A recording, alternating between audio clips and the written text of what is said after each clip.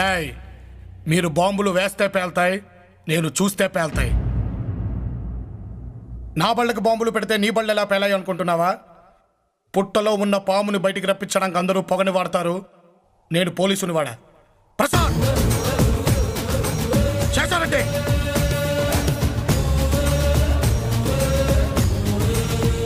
ఏం బుర్రయ్యా, నీ బళ్ళగేంతో మమ్మల్ని టెన్షన్లో పెట్టి ఈడు మా బళ్ళ కింద బాంబులు పెడుతున్నాడని కనుక్కోకుండా చేసావా?